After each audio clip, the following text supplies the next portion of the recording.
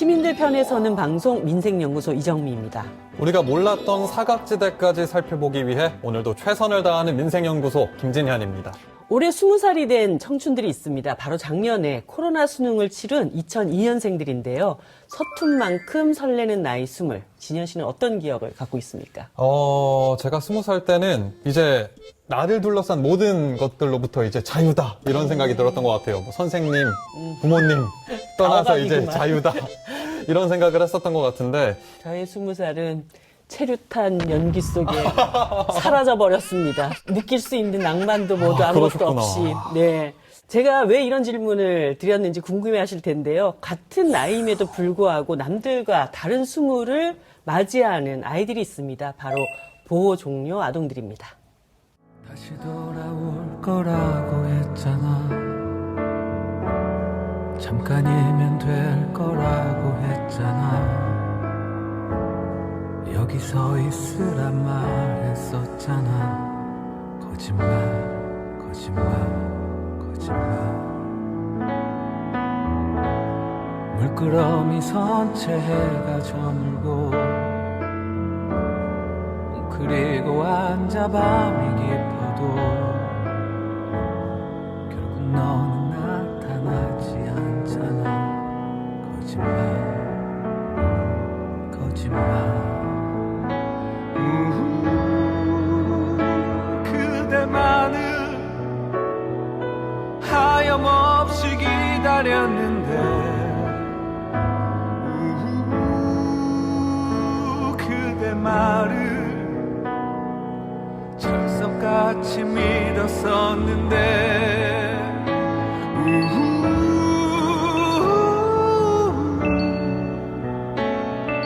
찬바람에 길은 얼어붙고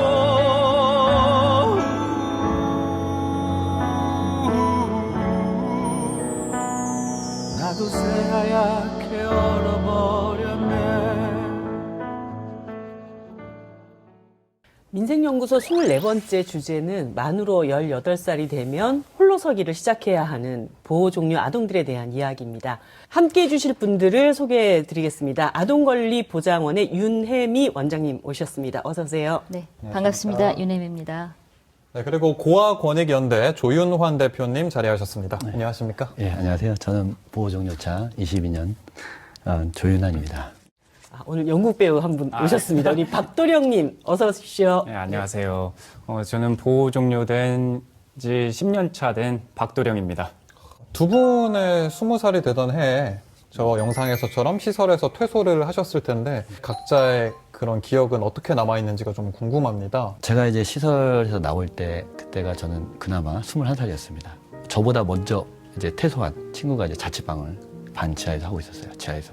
시설 나온 우리 후배들과 동기들이 오갈 데가 없어서 그 집으로 다 모여서 네. 단칸방인데 한 10명 가까이 단칸방에 10명. 네. 반지하 원룸에 예. 10명이 살았던 이렇게 거군요. 칼잠을 이렇게 자는 한 2, 3년 그렇게 생활을 했던 것 같습니다. 예. 저는 뭐 몇 살 때 들어갔는지는 솔직히 잘 몰라요. 근데 뭐 얘기를 들어보니까 한 2~3살 정도에 들어갔다고 해요. 그러고 만기 퇴소니까 만 18세에 20살에 퇴소를 했거든요. 그러면 18년 뭐 평생 살았다고 해도 뭐 관이 아니잖아요. 근데 18년 동안 살았는데 내 짐이 너무 초라한 거예요.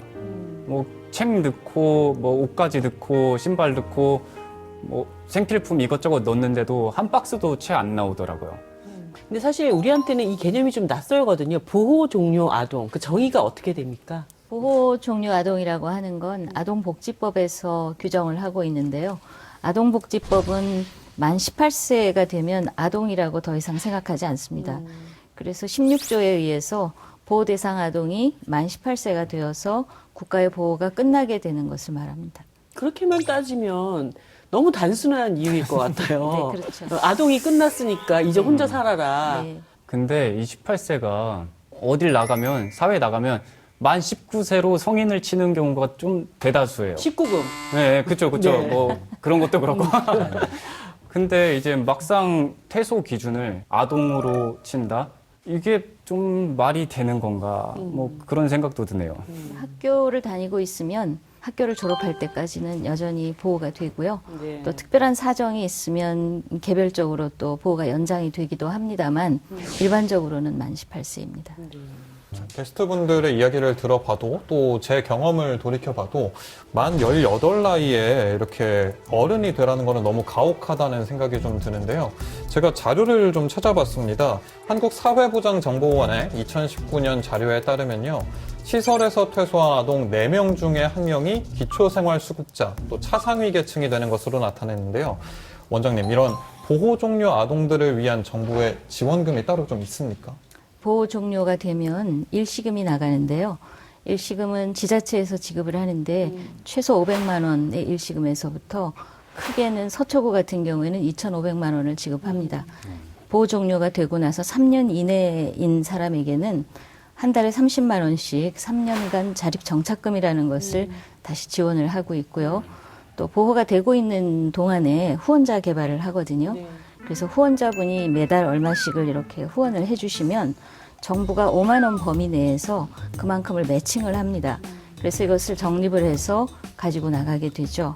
독립, 자립을 하기에 충분한 금액은 아니지만 이러저러한 지원 정책들이 있기는 한데 네. 두 분이 하시는 거 보니까 별로 그 지원 정책에 혜택을 못 받으셨나 봐요. 저는 뭐 여기서 라떼가 나오는데 라떼는 말입니다. 그 자립정착금이 300만 원이었어요. 그리고 아예 주지 않는 곳도 있었고요. 당연히 도움이 되죠. 이게 뭐 맨날 제가 용돈 15,000원을 받았거든요. 고3 때. 15,000원 받다가 이제 300만 원 받으니까 갑자기 엄청난 큰 돈이 나한테 들어오네. 네. 그러면 이거 다 써야지. 이렇게 돼버렸어요. 한두 달 만에 다 썼다는 박도령 배우의 이야기를 들었는데 잘하셨습니다. 네. 시원하게 썼다고 하네요. 네. 저는 저만 라떼라는 말을 할 수 있는 줄 알았는데 오늘 이 보호 종료 아동 지원의 암흑기 얘기를 들어서 이 흑역사를 빨리 없애고 감사합니다. 네, 잘 희망이 되도록 보입니다. 노력하겠습니다. 매년 2,600여 명에 달하는 아이들이 세상 밖으로 나와서 홀로서기를 시작해야 합니다. 얼마 전에 도움을 필요로 하는 보호 종류 아동이 있다는 소식을 듣고 민생연구소가 찾아가 봤습니다. 함께 보시죠.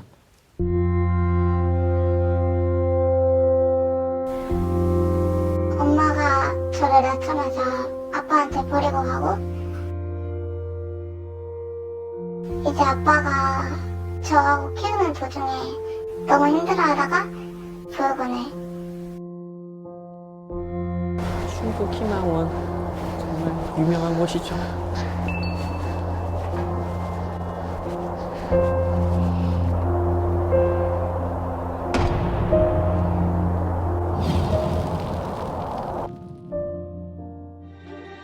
원생간 성범죄와 아동학대가 잇따른 충북 희망원에 대해 법인 설립을 취소하는 행정 절차에 착수했습니다. 서울과 청주를 오가며 시위까지 나선 아이들, 이 아이들에게 희망원은 어떤 곳일까요?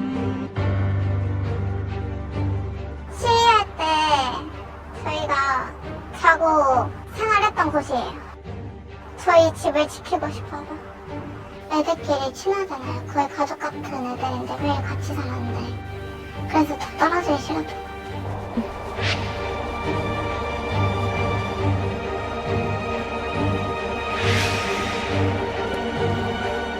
문 닫는 도중에 시청에서 부모님 있는 애들은 부모님한테 가야 된다고 부모님이 데리고 가게 됐는데 데려가서는 제가 나와서 돈 있던 걸 다 가져가고 그래도 부모님이 있다는 게 좋을 줄 알았는데 왜 버렸는지 알 것 같아요.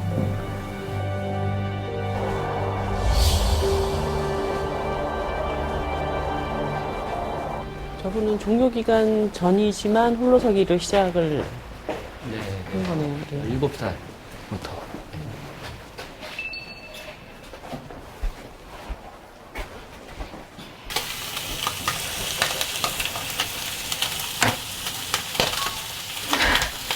무서워요.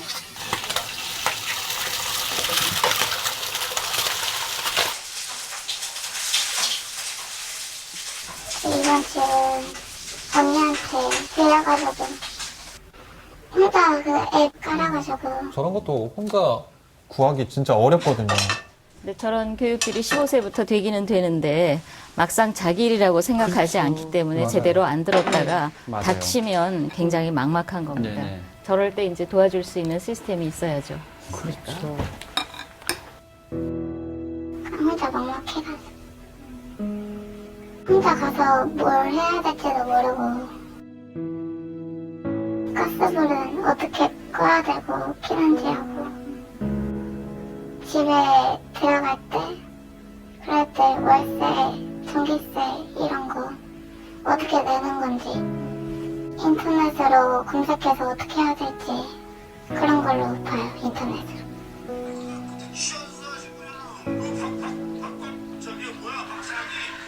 지금 제작진들이 오길 기다렸다면서. 네. 뭐 해줬으면 좋겠어요?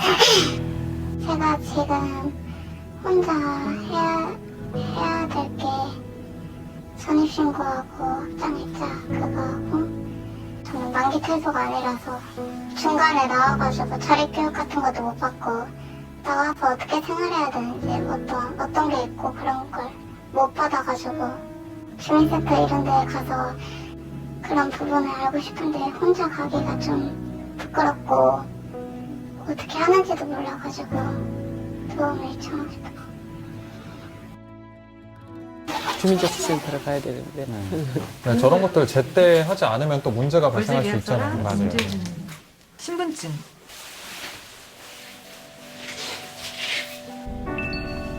잠시 후 우회전입니다.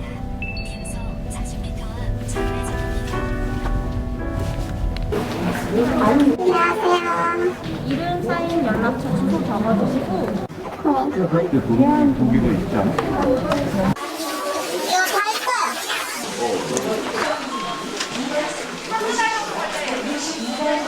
언제부터 혼자 계신 거죠? 고2요. 부모님 집에 한 달 정도 있다가 보통은 보육시설에 보내고 부모님들이 찾아가는 경우가 많지는 않거든요. 퇴소를 하면서 부모님께서 어떤 의도로 자녀분을 데려가셨는지. 여기 시청에서 부모님이 안 데려가면 부모님이 양육비를 다 줘야 된다. 그런 식으로 말해가지고 부모님이 어쩔 수 없이 데려가가지고 부모님하고 혹시 무슨 일이 있었는지 저한테 말씀을 해주실 수 있나요? DDC야 통장 하나하고 개인 통장에는 300 정도 들어있었어요. 근데 부모님이 그 돈을 빌려달라고 다음에 갚는다고 제가 빌려줬어요. 그리고 이제 DDC야 통장마저도 달라고 빌려달라고 저 막 때리려고 그러긴 했었는데 제가 그때 그냥 집에 나왔어요. 아, 그때 집에 나오셨고. 이런 말씀드리기 죄송하지만 자립이 아니에요. 지금 그냥 가출이에요. 그냥 가출이에요. 아니 돌아갈 집이 없는데 저걸 가출하면 어떻게 하냐고. 시에서 그 정책적으로 봤을 때는 자립이라고 보기가 어려운 거예요.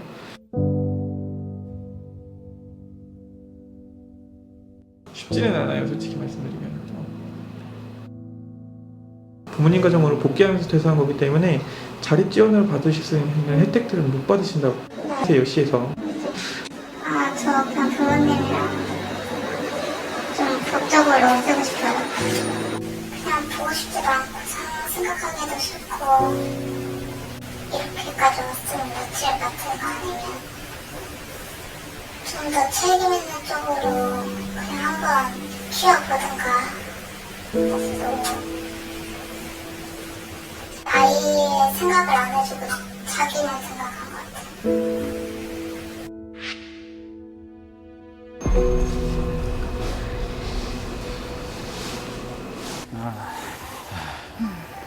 보면서 굉장히 복잡 미묘한 감정이 좀 들었습니다. 그동안 겁이 나서 우리 제작진이 오기 전까지 주민센터에 못 갔다고 하니까 아유, 아직 아이구나 싶었는데 또 이렇게 시설에서 나온 뒤에 혼자서 꿋꿋하게 살아온 모습을 보면 어른스럽다 이런 생각이 좀 들더라고요. 다행히 사회복지사가 기초생활수급자를 비롯한 지원을 받을 수 있는 다양한 방법을 모색하고 있다고 하는데요. 좋은 결과가 있었으면 좋겠습니다. 제발요. 예. 심지어 언론에서 보도된 적이 있는 시설 출신이잖아요. 네, 사실 그렇죠. 그때 상당히 많은 사람들이 충격을 받았던 기억이 나는데요. 폭력과 학대를 당한 것만으로도 충분히 힘들고 괴로웠을 텐데 이제 시설도 폐쇄되고 또 돌아갈 곳도 없는, 그래서 지금까지 혼자서 저렇게 지내온 거잖아요. 이런 친구들이 많을 것 같은데 자주 이렇게 도움을 요청하는 사람들이 대표님 단체로 좀 오나요? 예, 너무 자주 옵니다. 도움을 청하는 그 내용을 보면 너무나 단순해요. 먹을 게 없습니다. 그 차비가 없습니다.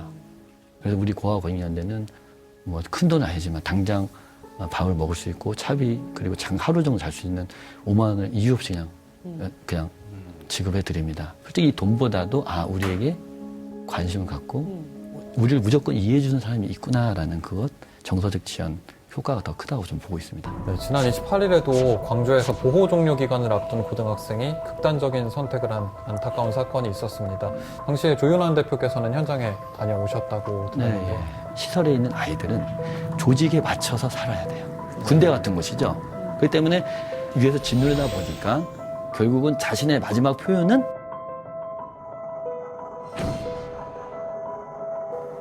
자살밖에 없는 거죠. 자살은 마지막 아우성입니다. 그런 부분도 있고 또 이 사춘기의 아이들이 사실은 제일 이제 우울증이라든가 이런 정신보건 문제들이 많이 발생하는 시기입니다.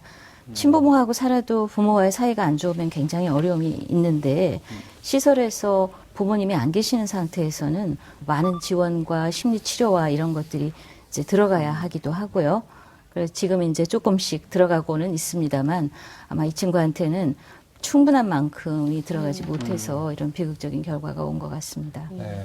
자, 박도령님은 연극 18 어른이라고 하는 것을 네. 통해서 보호 종료 아동에 대한 이야기를 많이 알리셨다고 들었습니다. 네, 제가 오늘 대본을 가지고 나왔는데 여기 보면 이 18 어른이라고 해서 이제 우린 18살의 어른이 됐다고 해서 18 어른인 거예요. 18살에 준비되지 않고 오롯이 혼자 살아야 되는 세상의 두려움 이런 걸 깨고 싶어서 18 어른 희곡을 쓰게 됐어요.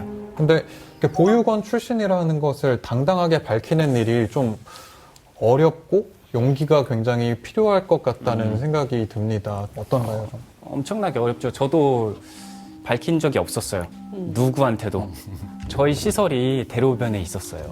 그러다 보니까 주변에 뭐가 없으니까 버스 정류장 이름이 저희 시설 이름이었어요. 그러니까 무슨 정류소가, 네. 예, 무슨 보육원 그러니까 정류소 이렇게. 별거 아니에요, 지금은. 근데 그 시절에는 거기에서 내리기가 쉽지 않더라고요. 용기가 엄청 많이 필요해요. 괜히 한 정거장 더 가서 내리거나 바로 앞에 횡단보도가 있는데 신호가 있잖아요. 차들이 멈춰 있으면 더 안 들어가요. 괜히 저 멀리까지 갔다가 다시 돌아와요. 제가 박씨잖아요. 네. 연극을 시작한 지 얼마 안 됐는데 선생님께서 이런 말씀을 하시더라고요. 야, 너 박씨야? 어디 박씨야? 그럼 제가 뭐라고 하겠어요? 잘 모르겠어요. 그러면 제비 물고 온 박씨다. 밥을 갖다 드려야 되나? 잘 모르겠어요. 이러면 야, 너는 부모님이 그런 것도 안 알려줬어? 그러니까 좀 많이 움츠러들고 거기서 18년 평생을 살아왔는데 당연히 꺼내는 게 더 쉽지 않죠. 이야기를 들어보니까 자립하는 것도 굉장히 어려운데 출신을 밝히는 것까지 또 어려움을 부과하고 있는 게 아닌가 이런 생각이 듭니다. 어느 시설 출신들과는 달리 또 당당하게 세상과 소통하고 또 자립 준비를 하고 있다는 18 어른이 있다고 해서 저희 민생연구소에서 만나봤는데요. 함께 보시죠.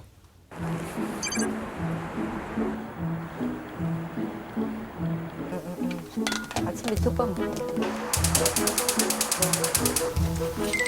옛날에 도시락 반찬 많이 싸갔다 저거. 제가 제일 좋아하는 거.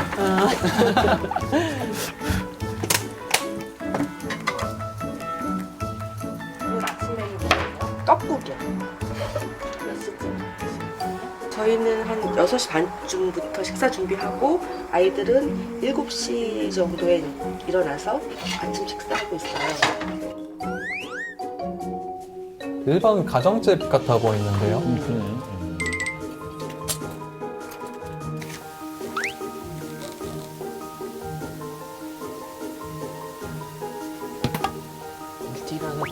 독서하는 아이들이 많다. 4명. 이제 아이들을 가족과 같은 곳에서 케어한다는 의미에서 생겨난 게 이제 그룹홈이고 탈시설화 개념으로 해가지고 이제 만들어져서 간판도 이제 안 달게 되어 있고 아이들이 그 안에서 정서적으로 이제 안정을 취해서 사회에 나가서 이제 혼자 자립할 수 있는 길까지 저희가 이제 도와주는 그런 역할을 하는 곳입니다.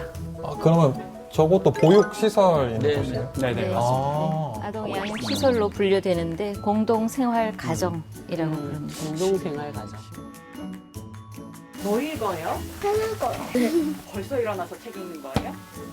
고모가 깨웠어요. 고모가 깨워갖고 촬영한다고 갑자기 6시 반에 갑자기 깨워서 6시 49년 6시 40분에 깨워갖고 아니 35분. 얘들아 책 꽂아놓고 밥 먹을 준비. 제가 일반적으로 가지고 있던 이미지와는 굉장히 달라서 생각하는데. 7명까지 7명까지. 한 집에서 보호할 수 야 있어요. 현교 나오라 그래야지. 어진이요. 그 아침에 귀여워.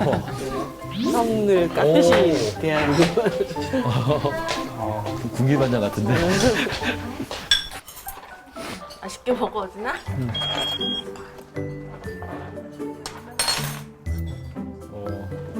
올해로 20살 됐고 에나우스 그룹홈에 거주 중인 이 어진이라고 합니다.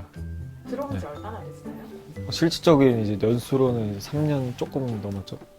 그 전에는 어떻게 생활을 했던 거예요? 그 전에는 이제 1살 때부터 이제 보육원에 있다가 이제 초등학교 5학년 그때쯤에 이제 집으로 왔어요. 근데 집으로 왔는데 좀 아픈 기억이긴 한데 저 이제 아빠한테 대해서 좀 가정폭력이라는 게 이렇게 심해지니까 경찰에 한 3-4번 신고를 했었거든요. 그 아동보호기관에 이제 연결을 해주셔가지고 이제 거기서 이제 쉼터, 청소년 쉼터라고 있는데 이제 한 곳밖에 없어요. 그래서 거기에서 있다가 여기가 이제 마침 생기면서 그래서 여기로 다시 오게 됐죠.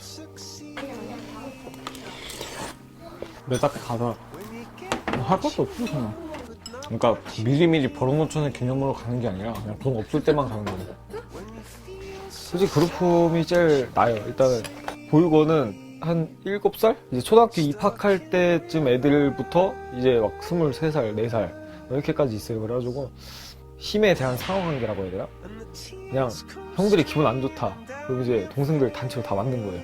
근데 쉼터는 좀 말도 안 되는 규칙들이 많았어요. 왜냐면 집 같은 경우에는 이제 엄마가 뭐 아침에 깨워준다고 하면 일어날 때까지 깨우잖아요. 근데 거기는 이름을 한번 부르고 안 일어나면 그냥 경고를 한번 줘요. 그 경고 3번이 되면 강제 퇴소예요.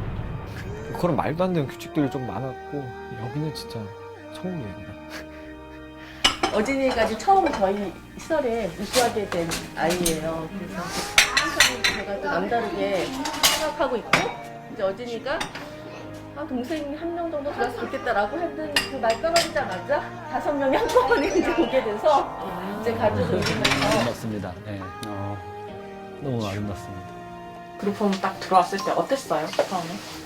되게 좋았죠. 일단 먹는 것부터 많이 달랐죠. 일단 자유롭고 이제 좀 인간이 기본적으로 누려야 되는 좀 뭐라 해야지? 편리함? 그러니까 뭐 당연한 건 아니지만 그런 편리함을 좀 많이 느꼈죠. 저는 까먹다가 잘 지워놨어요. 가위바위보 한 명. 안 내려지니까 가위바위보. 2명 뽑아 2명. 가위바위보. 뭐 보여주는 거예요?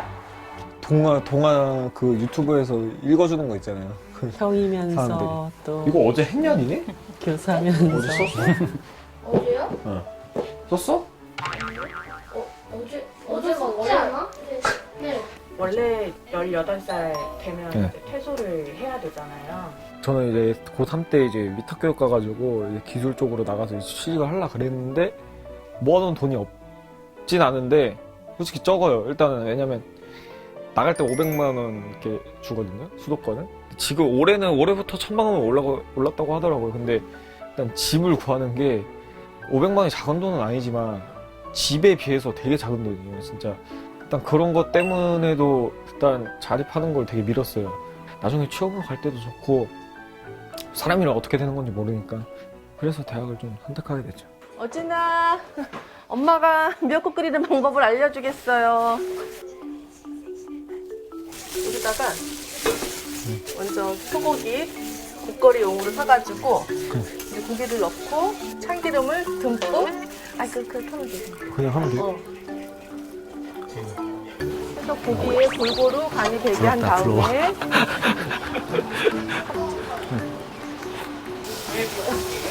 어진이가 자립하면 엄마랑 이모랑 부모랑 생일날 와서 미역국 끓여준다고 했거든요. 그래도 요리 이런 부분 잘 하니까 조금 걱정은 사실은 없어요. 그리고 즐거워해. 내가 맛있게 먹기 위해서 요리를 너무 잘 해먹고 있습니다. 지금 큰 보육원 같은 경우는 그 아내를 저런 형식의 가정 단위로 나누어서 한 분의 보육사가 들어가서 애들 서너 명과 계속 지내게끔 하기도 합니다. 그게 더 깊이 있는 관계가 형성될 수 있겠다는 생각이 듭니다. 맛있어요? 맛있는데 그리고 맛있어요? 형아 양식껏해서 고모학교인 미역국이 맛있어? 아니면 어진이 형이 쓴 미역국이 맛있어? 양식 진행왕. 고민이네.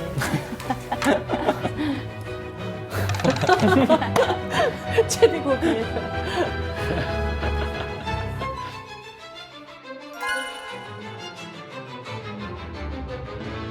고모랑 어진이 형이 있을 때는 고모인데 여기서 있을 때는 어진이. 그렇지. 이게 당연한 거죠? 당연한 거 이건. 아니 그럼 둘 다 말도 한 가지 한 가지. 조금 고모랑 조금 차이. 고모가 조금 더 높아. 벌써 사회생활을. 전 어진이 형이 조금 높아요. 그렇지. 우리도 또 올 때도 올 때야. 선배가 더 위에요.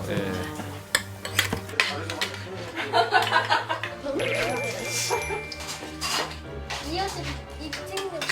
근데 왜?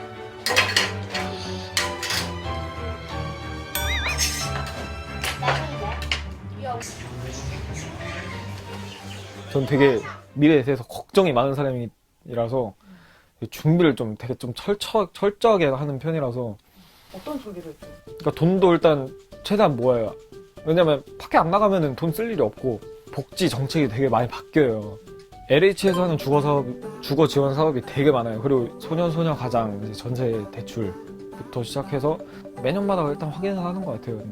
거의 한 3달에 한 번씩. 철저히 준비하는군요. 자기 자립생활에 대해서.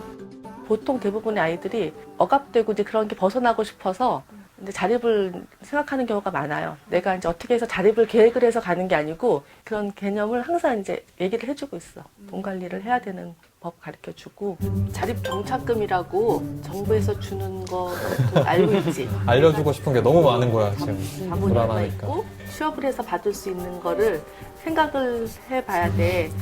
도시가스가 평균 너 혼자 쓰니까 한 4만 원, 수도가 1만 원, 전기가 핸드폰은 한 5만 원, 교통비가 있지.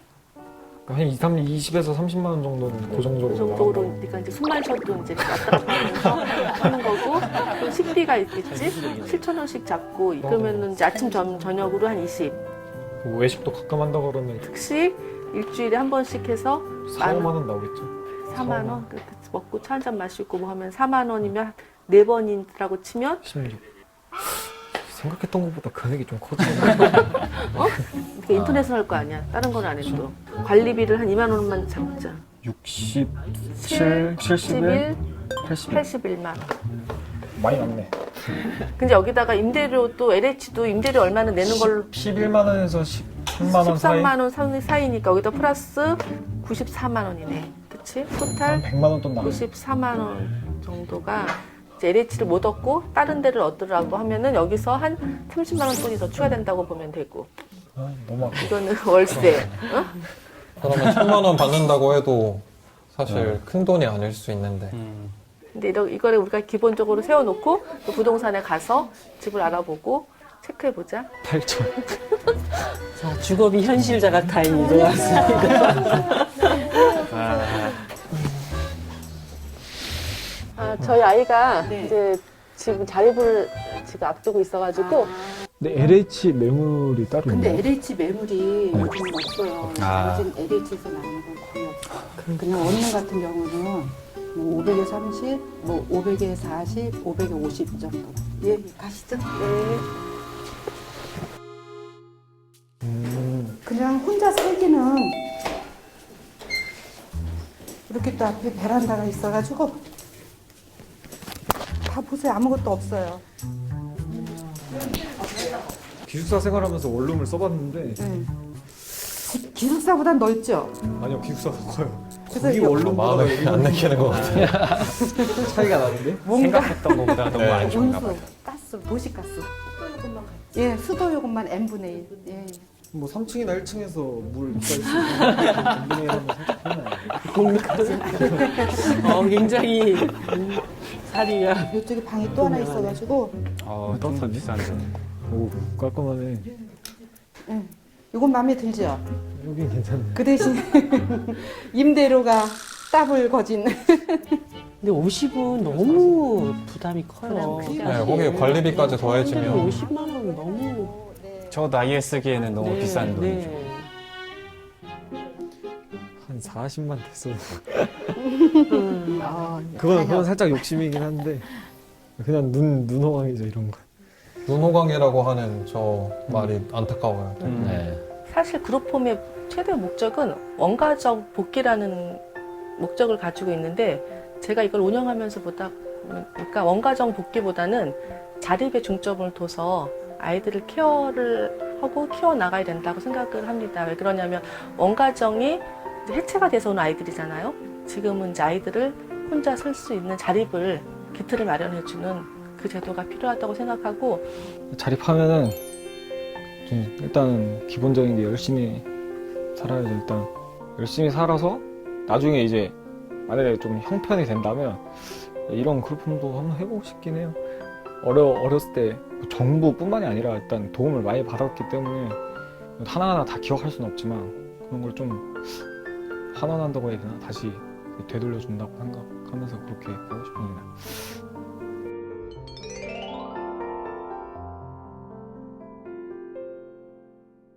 네, 확실히 이 시설에 여러 명이 모여 있는 게 아니라 소수 가정으로 이루어져 있다 보니까 원장님과 또 아이들과 아이들 간의 관계가 훨씬 친밀하고 따뜻한 그런 느낌을 받았습니다.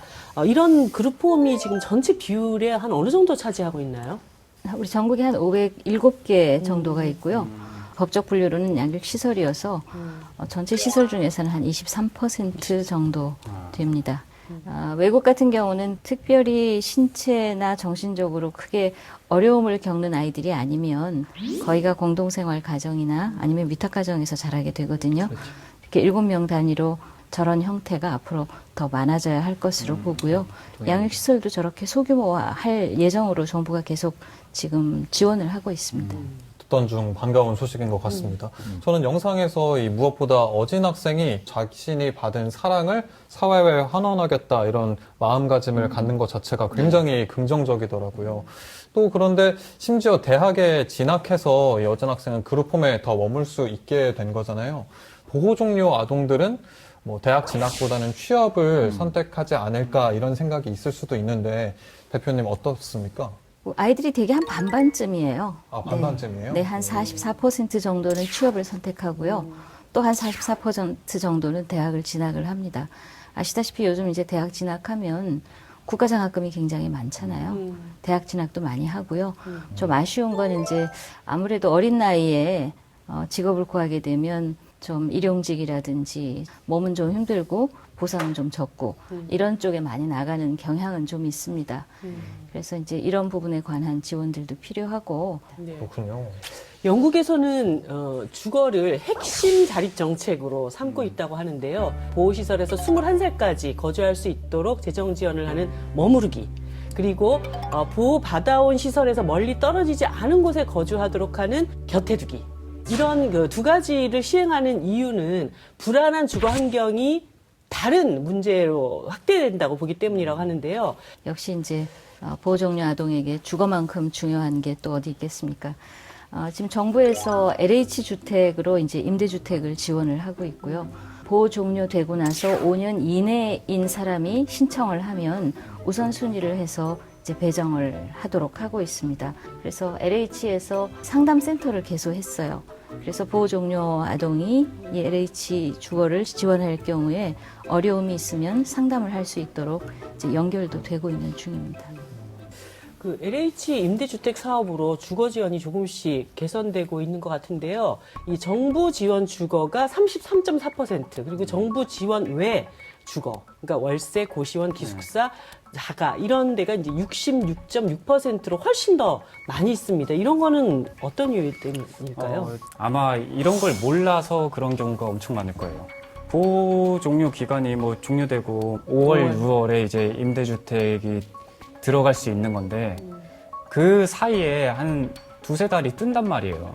근데 여기에서 소수는, 아주 소수는 자립관도 들어가지만 그 잠깐 사이에 다른 소수들은 퇴소는 해야 되고 갈 데는 없고. 그렇죠. 진짜 이게 잘 아는 게 힘이다라는 말이 절로 생각이 듭니다. 지원 정책도 관련 혜택도 잘 알고 실행하는 게 중요할 것 같은데요. 서로 정보도 공유하면서 보호 종료 아동들을 위해서 다양한 봉사활동도 하고 있는 친구들이 있다고 합니다. 민생연구소에서 찾아가 왔는데요. 화면으로 만나보시죠.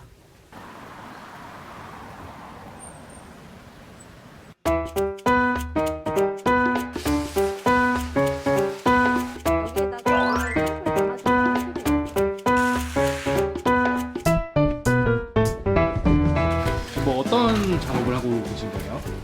저희 이제 보호 종료 아동들한테 자립에 필요한 다양한 물품들을 저희 센터가 지원을 해주고 있는데 이제 이번 키트는 화장품 키트로 꾸려봤어요. 마스크. 또 요즘에 마스크 필수품이니까.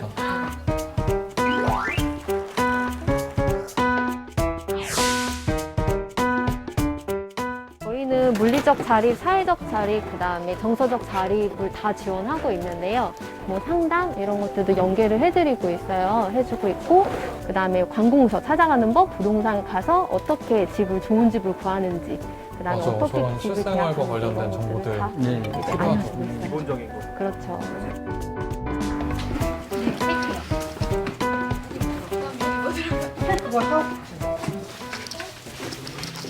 네, 안녕하세요. 저는 보호 종료 5년차 25살 안지안입니다.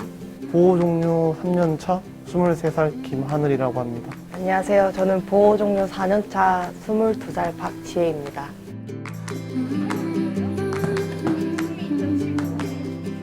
저희가 1대1로 누구한테 케어를 받은 적이 없었다 보니까 그런 기본적인 것들이 굉장히 부족했고, 그때 제일 힘들었던 시기였고, 또 그러다 보니까 동생들이 왔을 때도 나도 그때 그랬어 막 이러면서 저희끼리 얘기하는 그 얘기들이 저희 센터를 만들어가는 이야기가 됐다고 보면 될 것 같아요.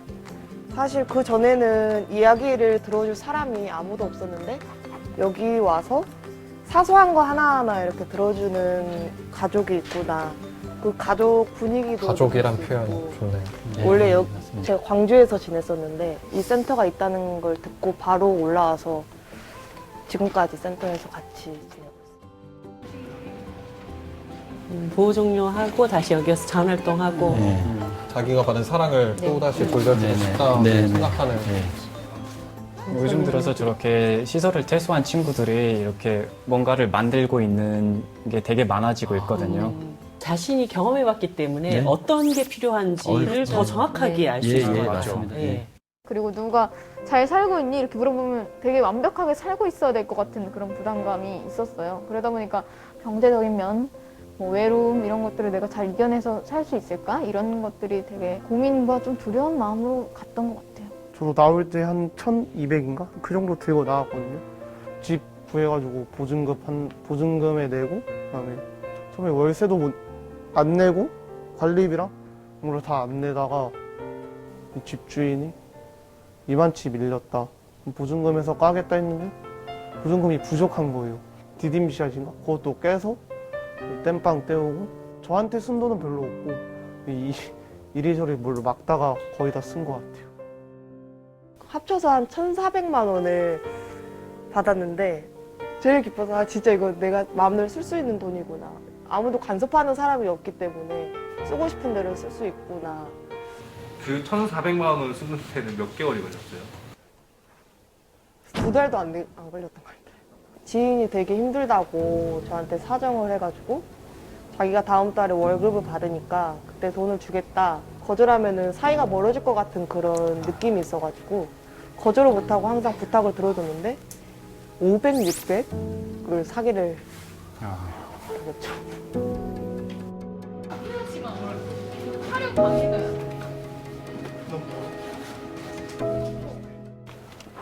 우리 지혜 최근에 학교도 갔잖아요.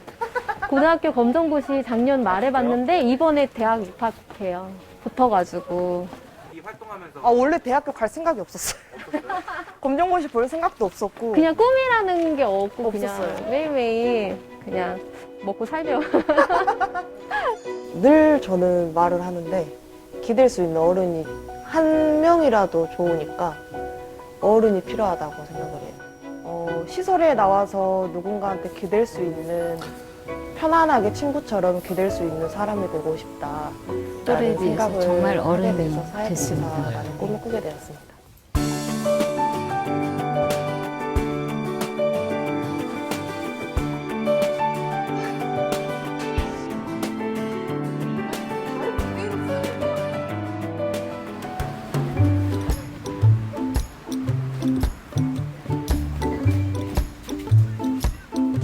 아예 민문이 없나? 이게 민문이 아니야? 아니네. 뭐 사왔어요? 저요? 시트지 사러 왔는데 이사 온 지 한 몇 주 안 됐는데 집 보수가 필요해. 선반이 아주 접시 넣는 선반 있죠. 거기가 너무 누릿누릿하고 전에 썼던 사람이 치우지도 않고 와가지고 청소해야 돼. 갈아본 적 있어요? 아니요. 그래가지고 지금 어떻게 해야 될지 좀 어려울 텐데. 지혜가 알아서 도와줄 것 같아요. 모든 인간들이 이게 나을 거 처음에 시도라는 것이 존재하죠. 이거 약간 이런 데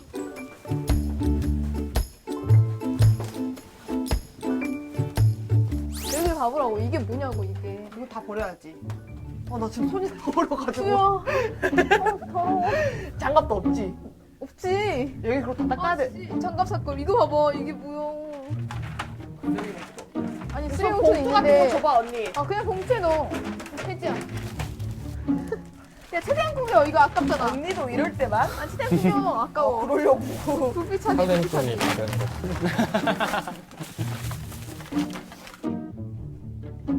아 이거 심각하다 언니야. 야 이거 어떻게 하려면 이렇게 돼? 이거 깨끗해지고 있어 지금. 뭔가 깨끗해지네. 그래? 내 속이 시원하네. 난 지금 손이 찝찝해. 나 이런 거 쾌감 느끼잖아. 그래? 처음 이제 구하는 거니까 무조건 좋은 집. 그냥 뭐라 해야 될까? 빛이 잘 들고 넓고 예쁘고 60만 원 막 내면서 좋은 집에 살다가 이건 아니다. 3개월 만에 파산하고 이제 뭐 반지하로 이제 넘어왔죠. 넘어왔다가 이제 뭐 거기 살다가 또 다른 데 갔다가 하면서 좀 이사를 좀 많이 했는데 좀 뭐랄까 가격을 먼저 중요시 여긴다. 내가 이 월세를 매달 부담 없이, 부담은 물론 되겠지만 그래도 어느 정도 낼 수 있는 능력 한에서 낼 수 있는 정도의 집을 구하자 이런 마음.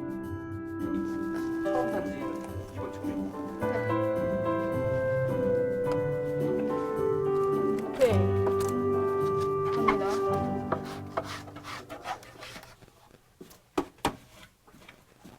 됐어. 어제 혼자 부동산 알아본 거죠? 집을. 네, 맞아요. 안 좋은 집을 많이 보여주셔요. 하자 있는 집.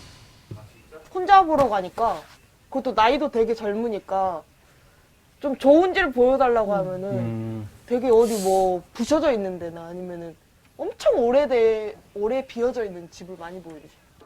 아, LH라는 걸 말했을 때 조금 소년소녀 가장 막 이런 걸 말해야 될 때가 조금 그렇죠. 저런 걸 다 하다 말을 그래서 해야 되나 보네. 다 말해야 돼요. 왜 해야 되지? 분위기가 되게 어두워져요.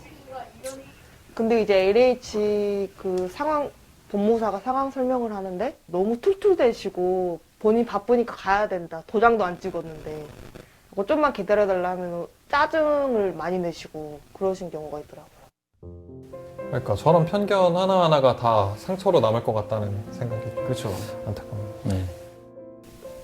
도와줄 수 있는 사람이 그렇게 많지 않기 때문에 이런 안 좋은 기사, 안 좋은 이런 걸 봤을 때는 내가 사람들이 도와줄게 이런 말 하지만 솔직히 주변에 누구한테 손 내밀어도 직접적으로 막 도와주는 사람이 별로 없거든요. 그러다 보니까 그래서 저는 해주고 싶은 말은 버텨라 라는 말인 것 같아요. 어느 누구나 자립을 하면은 두렵고 막막하겠지만 조금 덜 느끼려면 좀 계획을 세우고 저처럼 막 후지부지하게 쓰지 않고 좀 계획 있게 자기의 미래에 맞게 좀 쓸 수 있으면 좋을 것 같고 저희도 그런 과정을 밟아왔기 때문에 그 친구들의 편에 서서 지지해주고 응원해주는 사람이 있다라는 거를 좀 알려주고 싶어요. 네, 저는 영상을 보면서 보호 종료 후에도 이렇게 같은 경험을 가진 친구들을 돕는다는 게 정말 대견하다는 생각이 들었습니다. 어떻게 보면은 아까 이렇게 기댈 수 있는 사람이라는 말이 이렇게 굉장히 가슴에 와닿았는데요. 그 사람 한 명이 있는 게 굉장히 중요하다는 생각이 들었습니다. 내가 정말 힘들 때 내 손을 한번 잡아줄 수 있는 사람, 기댈 수 있는 사람, 이런 사람이 꼭 필요하다. 그런 느낌 받았어요. 네. 원장님, 저는 해외에서는 좀 어떻게 관리가 이루어지고 있는지가 좀 궁금하거든요. 네, 영국의 예 같으면은 그 보호 대상 아동에게 1대1로 퍼스널 어드바이징을 하는 사람들을 두고 있습니다. 1대1이 중요한 것 같아요. 네, 저희가 영상 보면서 그래서 느낀 게. 그런 경우에는 한 상담원이 계속해서 이렇게 보면서 그 성장 과정에 따른 여러 가지 문제를 이제 지원해 줄 수 있으니까 상당히 이상적이죠. 성인이 될 때까지. 우리나라도 이제 이런 1대1 매칭으로 이런 사업을 하려고 하고 있는데요. 저희도 시설에서 자라고 있는 아동들 중에서 조금 어려움을 겪고 있는 아동들에 대해서 심리재활치료 서비스를 쭉 해왔습니다. 그리고 이제 보호가 종료된 저런 이제 친구들 같은 경우에 1년간 동안 한 10번 정도를 심리 상담 전문가에게 신청을 해서 무료로 상담을 받을 수 있는 제도를 작년에 만들었습니다. 여러 가지 또 생각들도 많이 있으실 것 같아요. 한 분씩 얘기를 들어볼까요? 해마다 이제 보호 종료된 아동들이 2,000명 이상 이제 막 나오고 있잖아요. 세상 밖으로 나오고 있는데 지금 이 친구들이 자기가 뭐가 필요한지, 뭘 어떻게 지원받아야 되는지 이런 정보를 알 수가 없어요.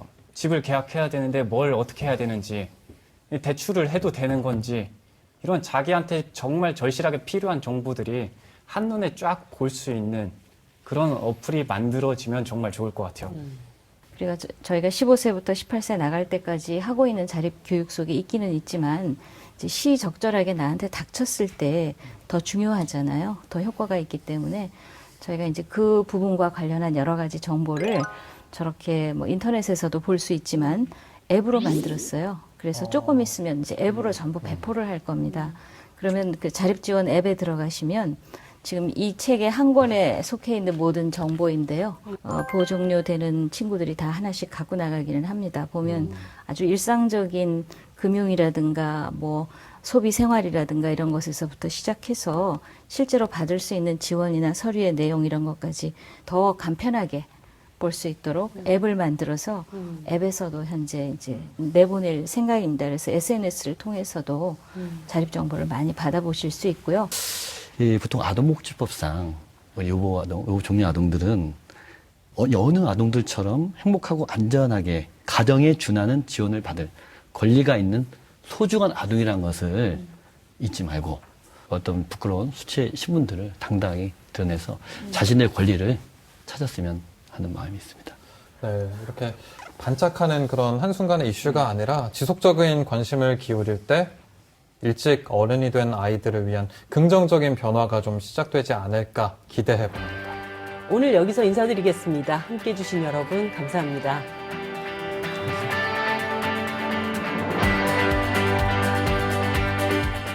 You're my sunshine 그리고 나의 전부 그대로 하니까 좋아요?